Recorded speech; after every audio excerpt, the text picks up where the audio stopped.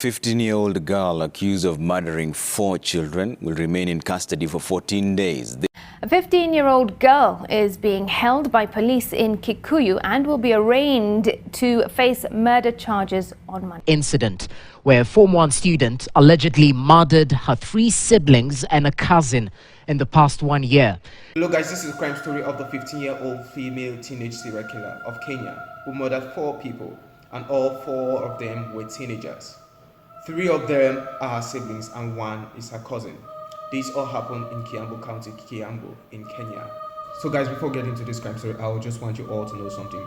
The Kenyan police at Kiambu station did not release or disclose the identity of this teenage serial killer. They didn't release this teenage serial killer's name. They didn't release a portrait of her. So all we know is she's 15 years of age and she attended Kagwe Girls Secondary School at Kiambu County. And so we are going to identify her through the course of this crime story as Miss Teenage Serial Killer Kaguru, because Kaguru is her family surname. The story for today is going to take us to the beautiful country of Kenya, in Kiambu County, Kiambu, where they live the Kaguru family. Mr. and Mrs. Kaguru had 4 children. The eldest is the teenage serial killer, and the second is Rachel Wanjiru Kaguru, who is 7.5 years old. The third is Mothoni Valeria Kaguru, who is 5 years old. And the fourth is Liam Gishugi, who is 1 year, 3 months old. Their eldest daughter, who is 15 years of age, nothing is known about her early life.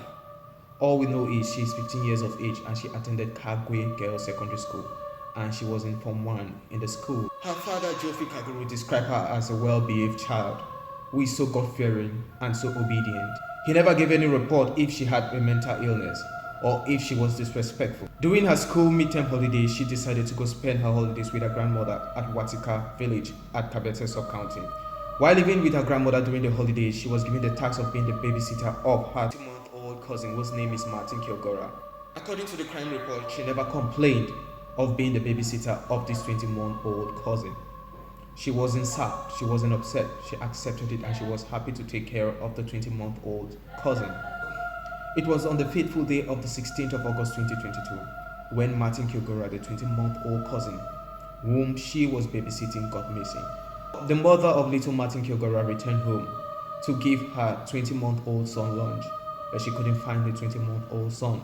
So she asked the babysitter, the teenage serial killer, "Where is your cousin?" And she said she doesn't know where the cousin is.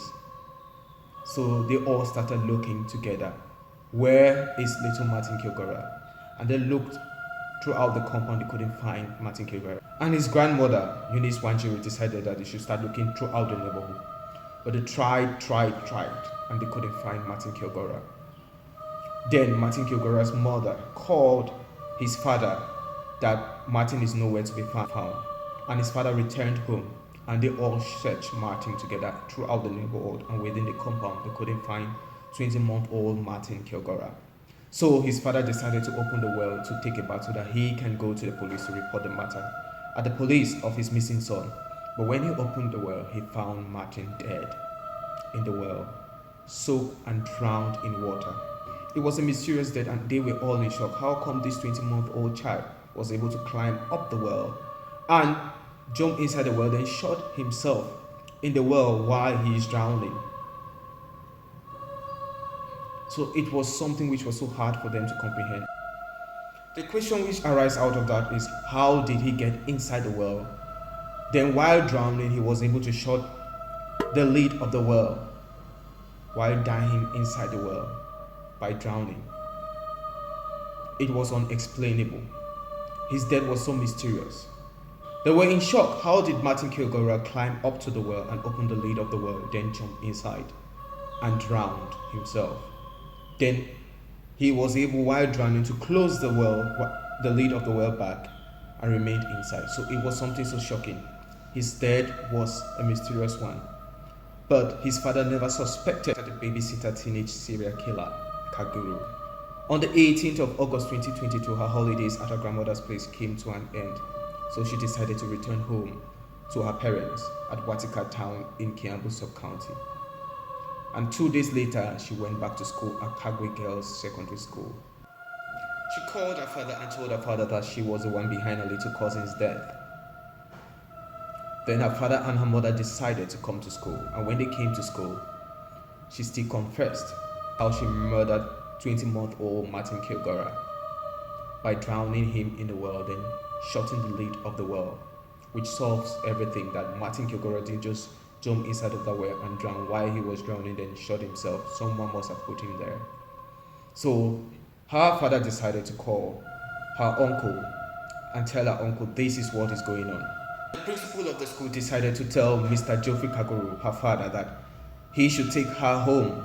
While Mr. Kaguru was preparing to take his daughter home, she confessed that she was the one behind the death of 3 of her siblings from the month of July to September 2021. Her parents went into shock mode immediately, and she started explaining how she murdered 3 of her siblings who had died previously before the death of little Martin Kilgore in the 16th of August 2022. She confessed to the killing of her 1-year-old 3-month sibling, Liam Geshugi Kaguru, by suffocating him with a pillow for 5 to 7 minutes. After that, she then took his pulse to see if he's dead. And when she confirmed him dead, she left the crime scene. Her second murder was in August 7, 2021, of which she killed her sister, who is 5 years old, by name Valeria Mothoni, by strangling her with a pillow. Then later on checked her pulse to see if she's dead. When she confirmed that she is dead, she left the crime scene. Her third murder was on the 25th of September 2021, where she dipped her sister's head into a basin of water, whose name is Rachel Wanjiru Kaguru. She is 7.5 years of age. After holding her head deep inside that basin of water for 5 to 7 minutes, she was dead.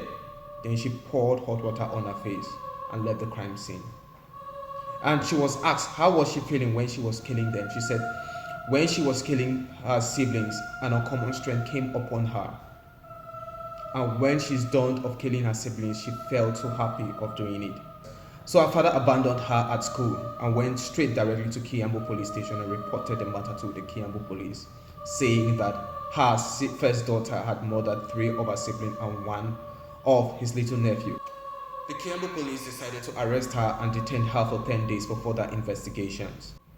After that, they decided to exhume 2 of the bodies of her siblings to really confirm that they died in the manner of which she said she killed them, because their death was a mysterious one.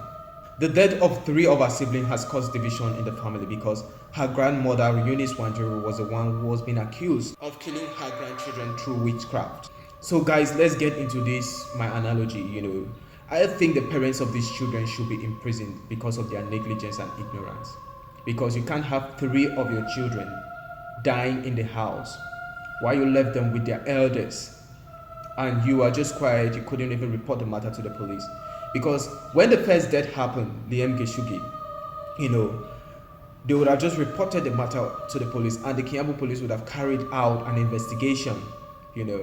Maybe it would have led them to their first child, the teenage serial killer, to know that the teenage serial killer is the one who had murdered the first, the little one, Liam Geshugi, who was 1 year 3 months old. And that would have helped to save 2 of her other siblings.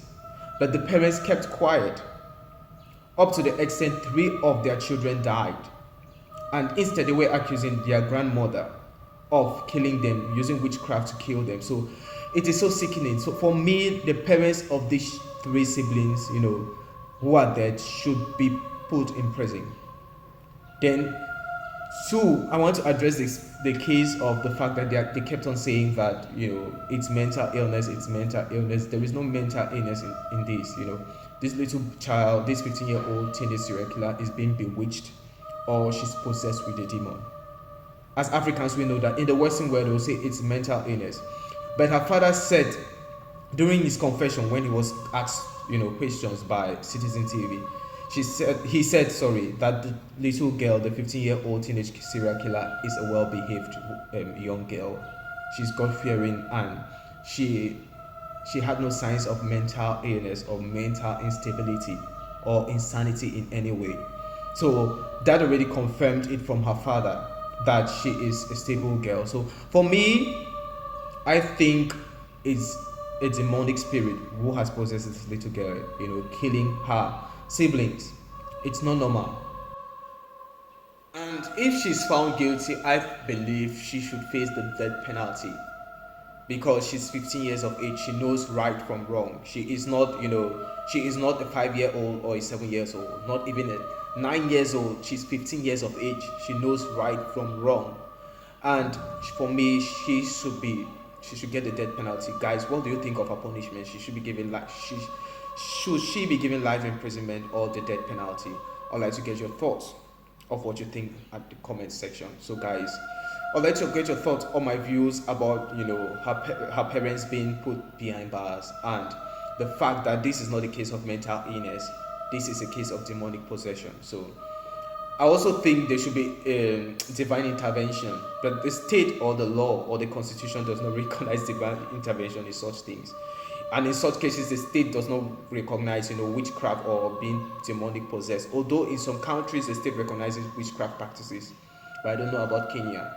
So guys, that is how we saw it on this teenage serial killer's crime story of today from Kenya. I love you all, but Lord Jesus Christ loves you more. Stay safe and be blessed. Bye-bye.